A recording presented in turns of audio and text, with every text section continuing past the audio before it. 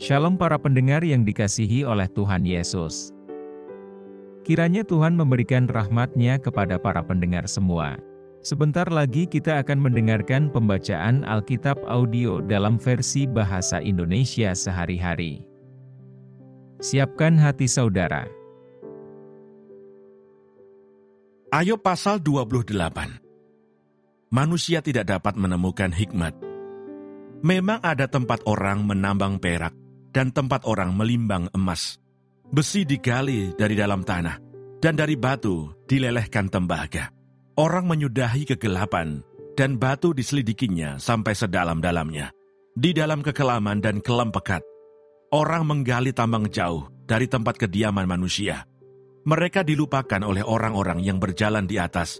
Mereka melayang-layang jauh dari manusia. Tanah yang menghasilkan pangan, di bawahnya dibongkar bangkir seperti oleh api.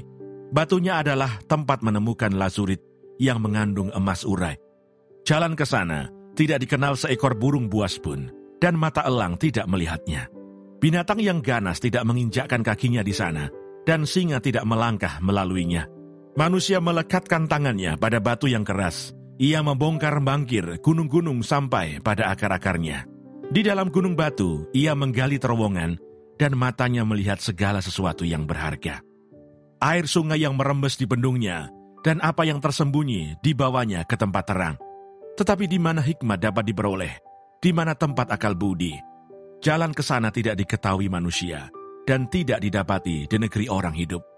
Kata samudra raya, ia tidak terdapat di dalamku, dan kata laut, ia tidak ada padaku.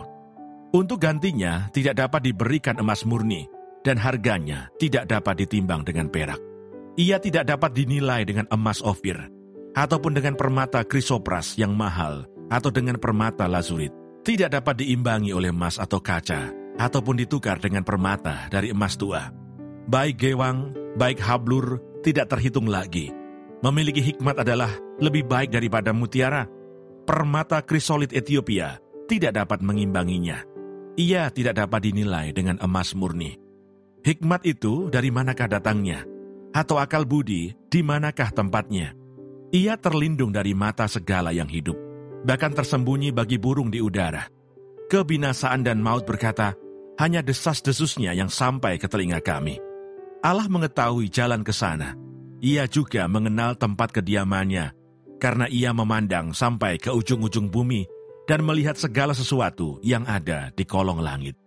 Ketika ia menetapkan kekuatan angin dan mengatur banyaknya air, ketika ia membuat ketetapan bagi hujan dan jalan bagi kilat guruh, ketika itulah ia melihat hikmat, lalu memberitakannya, menetapkannya, bahkan menyelidikinya. Tetapi kepada manusia ia berfirman, sesungguhnya takut akan Tuhan itulah hikmat, dan menjauhi kejahatan itulah akal budi.